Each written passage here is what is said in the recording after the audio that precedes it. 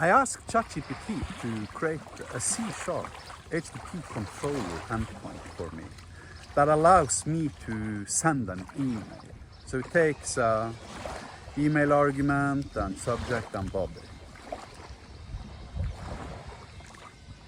ChatGPT produced 90 lines of code for me.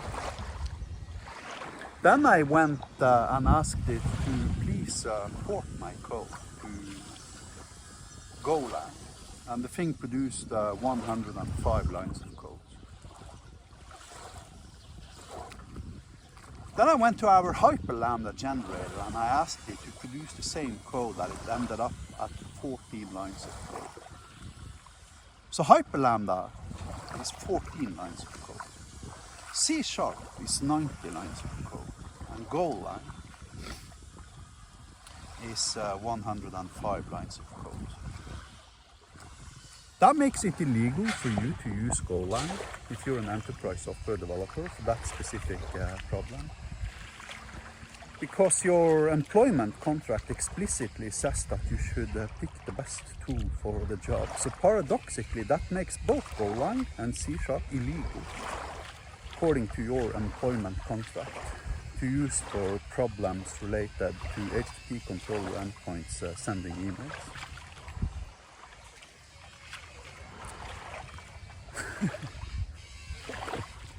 You see, both GoLang and C#, they are fundamentally retarded programming languages for these particular types of problems.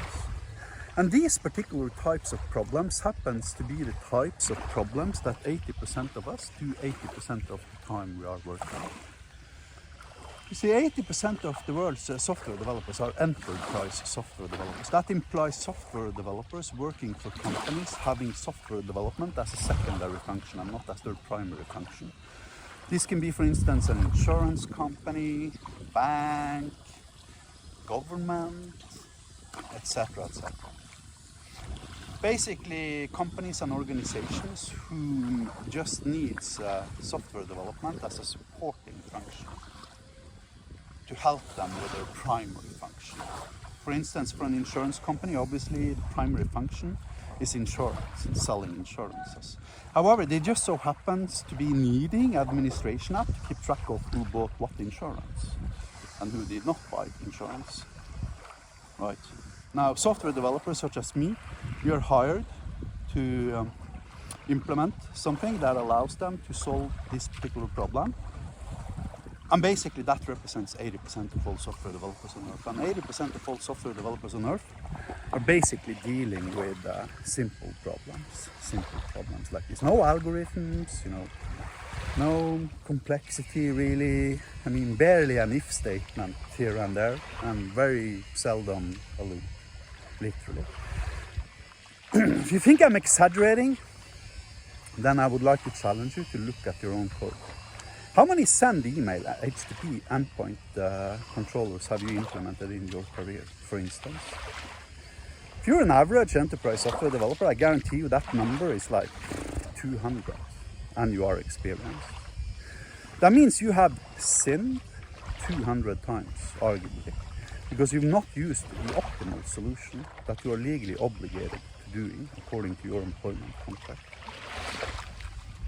Assuming you have implemented your send email HTTP endpoint using either C# or GoLang.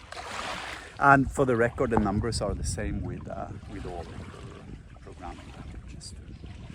You can't send an email in C#, Rust, GoLang, Java, Python or anything like that in less than like 80 lines of code. In Hyperlambda you can do it with 14 lines of code.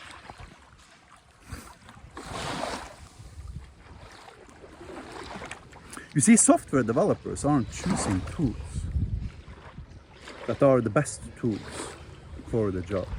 They're choosing tools according to what holes they happen to have currently on their CVs, such that they can get official experience with that particular tool, which again allows them to write down on their CV that they have experiences related to this particular tool, and they can speak confidently about it in job interviews. The problem with that approach is that you're damaging your employer. And instead of helping your employer to deliver the optimal solution that your employer needs for that particular job, you are building your own CV and your own resume. And in doing so, you are consuming 7 to 22 times the amount of resources required to deliver a solution. And that's a crime. Sorry, guys.